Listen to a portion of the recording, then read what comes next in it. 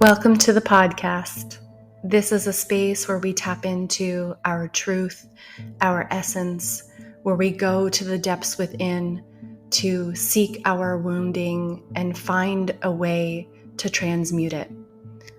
These conversations will not only set ourselves up for amazing changes within our lives, but will also allow us to hold space for those around us. I believe that through these conversations, we will start to heal the feminine and tap into our divine essence.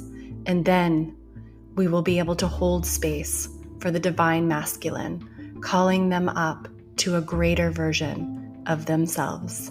Let's dive in.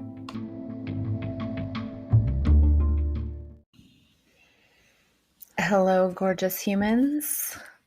I just finished recording the episode previous to this, where I'm talking about how I lead myself to different decisions on my journey through medicine work, through this uncovering and stepping into this really new, full, vibrant, fiery, sensual Kundalini energy that I'm really starting to feel come online.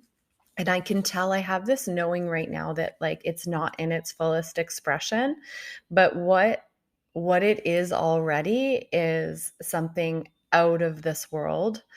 Nothing like I have experienced before. And I'm really excited to see where the expansion, integration, like where this all goes. And the other thing that so in that episode, if you haven't listened to it yet, I would recommend tapping into that. I go through my medicine journeys and just sort of like how I led myself through those experiences and why I chose them. But what I want to talk to you about in this episode is more around sort of what has been opened up, why I think this energy is now like coming online and really holding space for that transformation and that newness. So I'm not going to go into the experiences themselves. That was in the last episode. So if you're curious about that, dive in. But through all of these experiences, each one has felt like an unmasking, an unlayering, a release of experience, trauma, grief, doubt, shame, overwhelm, a reconnection with self. It's almost like I described it to someone recently as all of the ideas, the stories, the blockages that were in the way of my fullest self-expression, of my fullest self-love, of my fullest self-worth. And I also have an inkling that that's not even in its fullest expression. But, based on, where I am today versus what was in the past, it feels very full. There has been this like unlocking, the removing of all of the things that are in the way or were in the way of feeling this way. I mean, I've seen many people online talk about self-love and talk about self-worth, and I can't say that I really understood it. I understood it intellectually, but what these experiences have offered me is to feel it in every cell of my being, in every part of my essence, in every part of my body. It's not just a knowing, but it's like it's an embodiment. It's an anchoring of feeling fully alive, feeling whole, feeling complete, and feeling like I have everything within me that I could possibly ever need. And so now my experience in the world and with other people is about like, what do I want to experience? What do I want to explore today? What part of me wants to be expressed? What part of me do I want to play with? Can I bring more than one part of me? Is there a part of me that's being muted? What feels really fun today? What would be, like what would just light me all the way up? So it's more about what do I want to experience in this now, in this lifetime? What do I desire to express? But with very little worry, consideration, or even thought towards why those things aren't available to me, or this feeling of things being in the way of just doing whatever it is that I want. And I feel like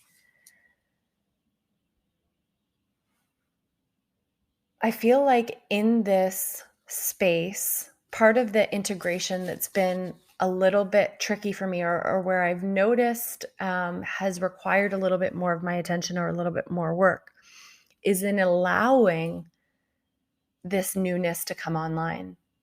So, through the medicine work, through this journey, there's been a lot of clearing, a lot of removing. And I've talked about in previous episodes, not the last one I just did, but earlier in the series, there's one about the medicine journeys. And I talk about the process of integration after those journeys, which for me have been the most challenging. They require a lot of attention, intention, and really a lot, as much sometimes for me feels like more surrender and allowing than the medicine ceremonies themselves. Because through these experiences, it feels like this deep clearing and this deep removal of all of the attachment, ties, ideas, thoughts, feelings that were in the way, or were stuck within my body to step into my fullest expression. But then you come back into the reality that you have created, where everything is literally set up based on those old attachments, old ideas, old ways of being.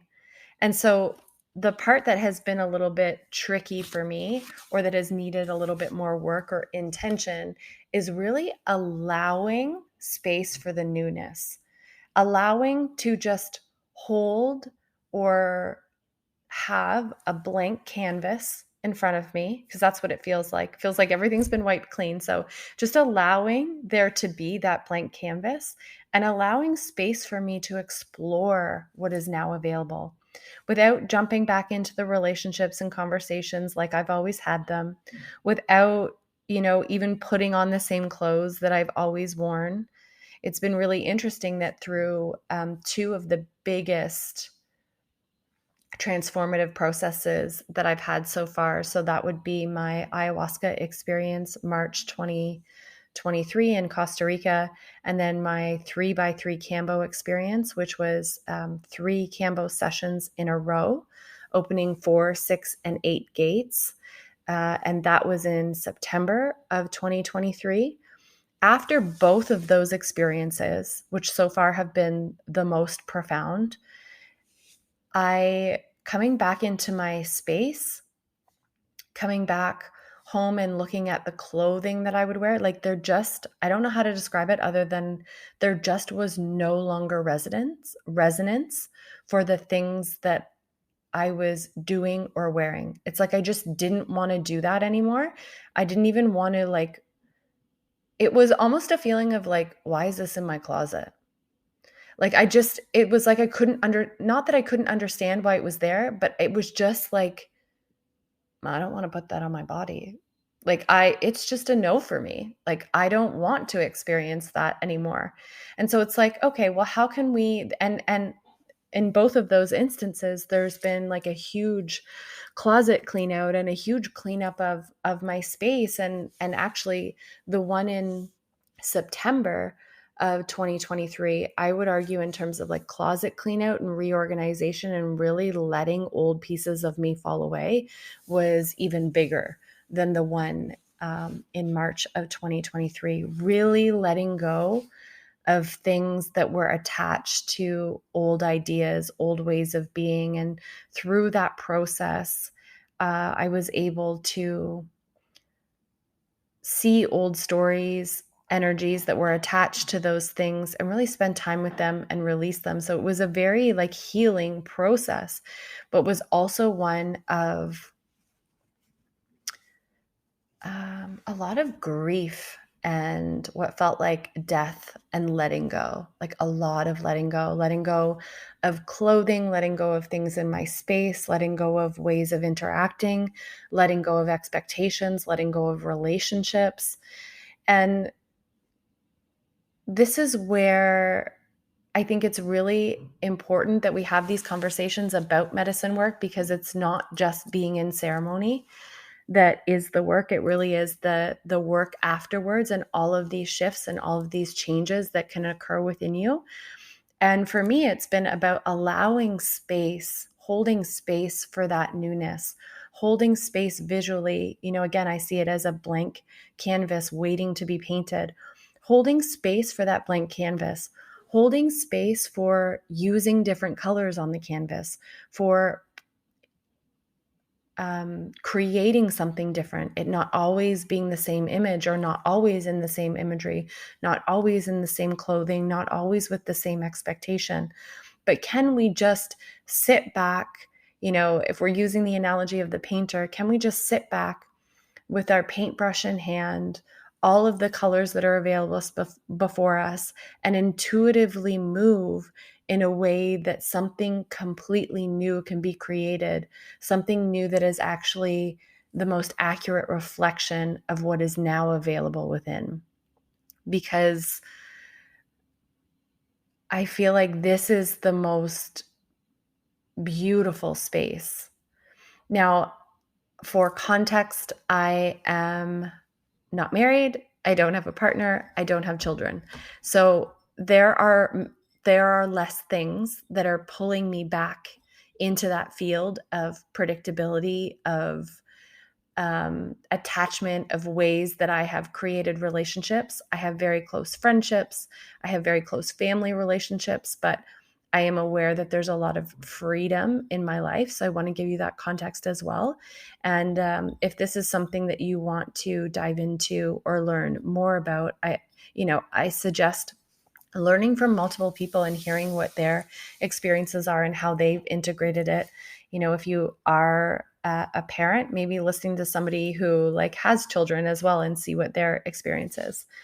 But one of the things I'll offer up here is I find that whether it's plant medicines or not, as we are starting to do the work, as we are starting to transition and find new aspects of ourselves, as we're starting to grow and evolve, what we sometimes notice is there's not a lot of resonance for the things that we used to do, or it can feel like relationships are getting harder because those old versions of ourselves are the ones that chose that relationship, and that relationship might no longer be in resonance with the version of us that is here today. So for example, you might have a friendship where an older version of you chose that friendship, but if you met that person today with this new version that you are, you wouldn't have clicked in the first place, if that makes sense. So it's how can how can we create as much space as possible within our field, within our day, to get to know this new version of ourselves? Because by just stepping back into our world and doing everything the way that we used to do things before, we're actually shrinking our field of growth. We are creating all of these tethers and attachments again to the past, that past version of ourselves. We're anchoring this new version back to the old version, or back to the place that we used to be, by just stepping into our world and doing everything completely the same. So what I would offer up to you, if you have come back from a medicine journey and you're really experiencing this, you're not alone. Feel free to reach out if you are feeling a little bit of this, or you want mentorship in this area, you want some help with the mindset work, or just moving forward and choosing what would feel really good for you moving forward. We can integrate that with, mentorship work or human design, but really just allowing yourself as much space as you can to explore the new version of you. Because what you might find is, like I said, the things that you did before, even the things that brought you joy, that you liked doing before, might not bring you the same level as excitement or joy. And this has been my experience after the 3x3 Cambo session in October. Was I had to really redate myself in order to I had to take myself out to new places, to new experiences, to even just find what would light me up the way things used to light me up before. I had to find new places to shop. I had to find new grocery stores that were more in resonance. I didn't have to, but I wanted to explore this new version of me. And what I was doing before felt like a no in my body. So I looked for new places that were in resonance with my energy. I looked for new places to shop. I looked for new pieces. And the interesting thing that I've been noticing is there's like a refinement in what it is that appeals to me. And in some ways, like perceptually, I guess some people could say it's actually harder for me to find things that I like because fewer things resonate. And I don't personally take that as a bad thing or a negative. I don't need things to be accessible to me all the time. If there's something that I want or something that I desire, I'm I'm getting a lot better at holding that desire and anchoring in that desire and not needing the instant gratification of having the thing in order to feel really satisfied. So this level of exploration in my life has been, an interesting one. And I'm still, it's now the end of October. So we're like over a month from that experience. And I'm still really anchoring in, I'm still learning. I'm still learning many parts of me and what it is that I want to explore, what it is that I want to change or tweak, or what I want to call in next. And and where might your body or your soul or your higher self be calling in or asking for this level of exploration, even if it's like a little bit in your day to day? Like if you normally get your nails done in one place and now it feels like a task and like you're going there to get it done, but it doesn't feel like exciting or like like it doesn't feel as good as it used to. Can you explore a new place to get your nails done? Like it doesn't have to be these big overarching things. Like it doesn't have to be cleaning out your entire closet, but like, is there an area of your life where this new version of you or a new version of you wants to be expressed? And where might you be tethering yourself and limiting or shrinking your actual growth, the actual growth and evolution that is available to you by continuously just doing what it is that you've always done? Can you take another route to work? Can you shut off your GPS if you're going somewhere and just kind of like navigate your way or explore or feel into your body, feel into what it is that you want to experience? Is there something else that might be available for you? Is there a part of you that is craving acknowledgement or craving for you to calibrate into that new version of yourself by starting to connect the things around you and the things that you do to that new version? I would love to hear what it is that you are exploring, what part of this newness is coming through for you, and maybe what are some of the things that you have done that are different, or some of the things that you have tweaked or changed up in the last little while as an exploration of this new part of you. Can't wait. I will see you soon.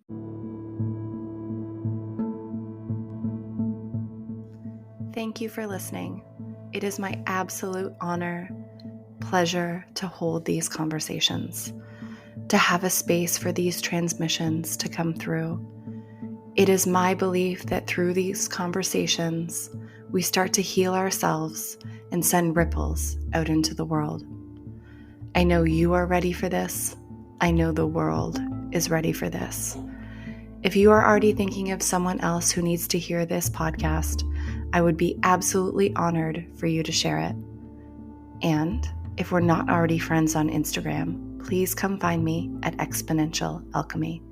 I will see you soon.